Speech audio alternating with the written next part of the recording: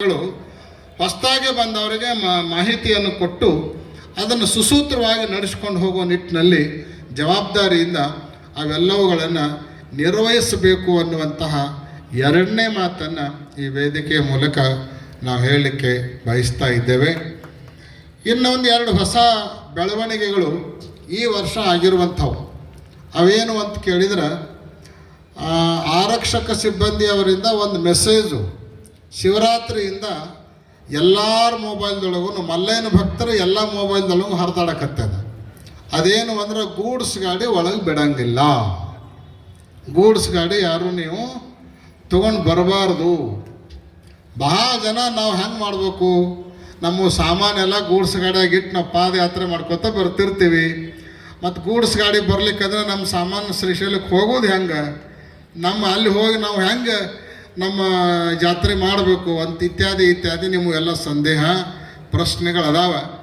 ನಮ್ಮನ್ನು ಬಹಳ ಜನ ಕೇಳ್ಯಾರ.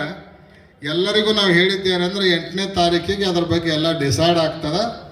ಆವಾಗ ನಾವು ಅಧಿಕಾರಿಗಳ ಜೊತೆಗೆ ಮಾತಾಡಿ ನಿಮಗೆ ಕ್ಲಿಯಾರಿಫಿಕೇಷನ್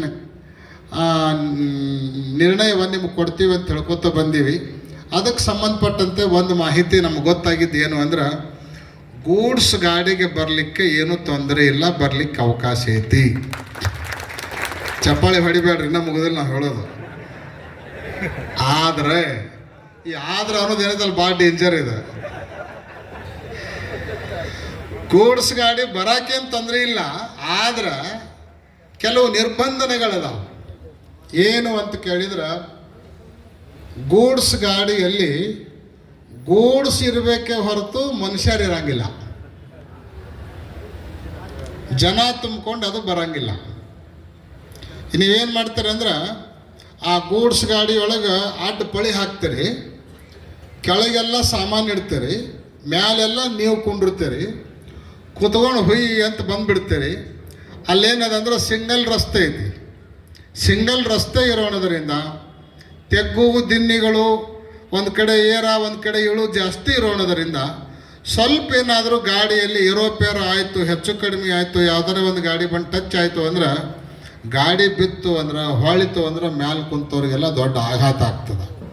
ಅದಕ್ಕಾಗಿ ನೇಮಕ್ಕೆ ಮೀರಿದ ಹಾಗೆ ಯಾವ ವಾಹನದಲ್ಲೂ ಕೂಡ ಮನುಷ್ಯರನ್ನು ಹೆಚ್ಚಿನ ಸಂಖ್ಯೆಯಲ್ಲಿ ಕರ್ಕೊಂಡು ಬರೋದಾಗಲಿ, ಹೆಚ್ಚಿನ ಸಂಖ್ಯೆಯಲ್ಲಿ ಲಗೇಜನ್ನು ಹಾಕೋದಾಗಲಿ ಇದಕ್ಕೆ ನಿರ್ಬಂಧನೆ ಐತಿ ಅನ್ನುವಂಥದ್ದನ್ನು ಅವರು ಸ್ಪಷ್ಟವಾಗಿ ಹೇಳಿದ್ದಾರೆ.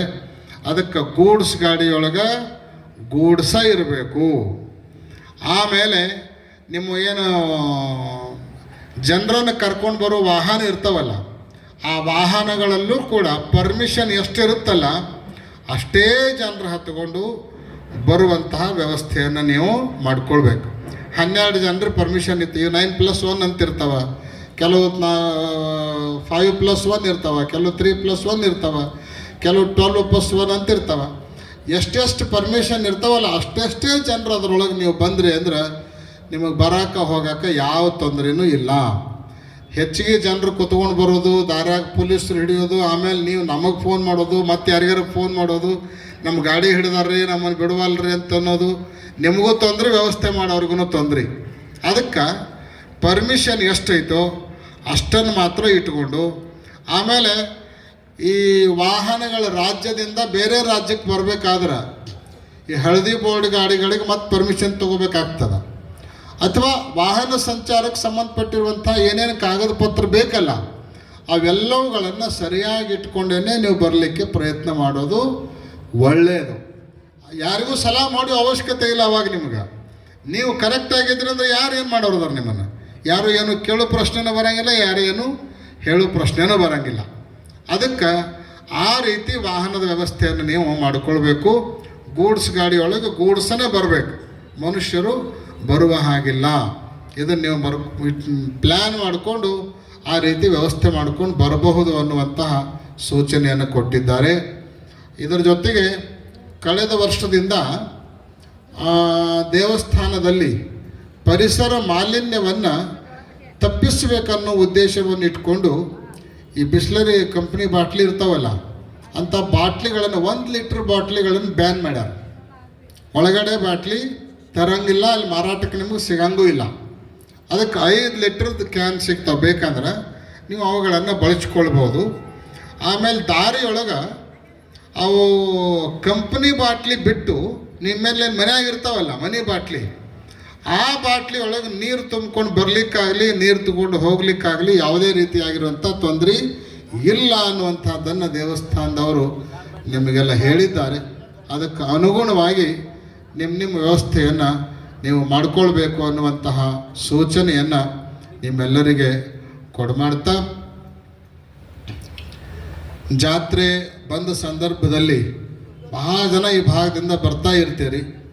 ಬಂದವರೆಲ್ಲರೂ ನಿಮ್ಮ ಆರೋಗ್ಯವನ್ನು ಸರಿಯಾಗಿ ಚೆಕ್ ಮಾಡಿಕೊಂಡು, ಯಾಕಂದರೆ ಯಾರಿಗೋ BP ಇರ್ತದೆ, ಯಾರಿಗೋ ಶುಗರ್ ಇರ್ತದೆ, ಯಾರಿಗೋ ಹಾರ್ಟ್ ತೊಂದರೆ ಇರ್ತದೆ. ಅಂಥ ಸಂದರ್ಭದಲ್ಲಿ ನೀವು ಉತ್ಸಾಹದಿಂದ ಪಾದಯಾತ್ರೆಯನ್ನು ಮಾಡಲಿಕ್ಕಂತ ಹೋಗಿ ಮಾರ್ಗ ಮಧ್ಯದಲ್ಲಿ ಅನಾಹುತಗಳು ಆಗೋದಕ್ಕೆ ಅವಕಾಶವನ್ನು ಕೊಡಬಾರ್ದು. ಯಾವುದಕ್ಕೂ ಅಂಥವು ಯಾವುದಾದರೂ ಲಕ್ಷಣಗಳು ನಿಮ್ಮಲ್ಲಿ ದೈಹಿಕ ಲಕ್ಷಣಗಳು ಕಂಡು ಬಂದ್ರೆ ವೈದ್ಯರಿಂದ ತಪಾಸಣೆಯನ್ನು ಮಾಡಿಕೊಂಡು ನಾವು ಫಿಟ್ ಅದೀವೋ ಇಲ್ಲೋ ಅನ್ನೋದನ್ನು ಪಕ್ಕಾ ಮಾಡಿಕೊಂಡೇ ನೀವು ಪಾದಯಾತ್ರೆಯನ್ನು ಪ್ರಾರಂಭ ಮಾಡೋದು ಹೆಚ್ಚು ಒಳ್ಳೆಯದು ಅನ್ನುವಂಥದ್ದನ್ನು ನಿಮ್ಮ ಹಿತದೃಷ್ಟಿಯಿಂದ ಈ ವೇದಿಕೆಯ ಮೂಲಕ ನಾವು ಹೇಳಲಿಕ್ಕೆ ಬಯಸ್ತೀವಿ. ಆಮೇಲೆ ಈ ಆಶೀರ್ವಚನದ ನಂತರ ನಿಮ್ಮೆಲ್ಲ ಅಹವಾಲವನ್ನು ತೆಗೆದುಕೊಳ್ಳಿಕ್ಕೆ ದೇವಸ್ಥಾನದವ್ರು ಇಲ್ಲೇ ಇರ್ತಾರೆ. ಗದ್ದಲ ಮಾಡಲಾರ್ದನ ಒಬ್ಬೊಬ್ಬರು ಬಂದು ಒಬ್ಬರಿಬ್ಬರು ಅಧಿಕಾರಿಗಳು ಇರ್ತಾರೆ. ನೀವು 10-20 ಮಂದಿ ಒಮ್ಮೆ ಬಂದರೆ ಅಂದರೆ ಯಾರದ್ದು ತೊಗೋಬೇಕು ಯಾರದ್ದು ಬಿಡಬೇಕು ಅವ್ರು. ಅದಕ್ಕೆ ಹಂಗೆ ಗೊಂದಲಕ್ಕೆ ಅವಕಾಶ ಆಗಲಾರ್ದಂಗೆ ಒಬ್ಬರಾದ ನಂತರ ಒಬ್ಬರು ಬಂದು ನಿಮ್ಮ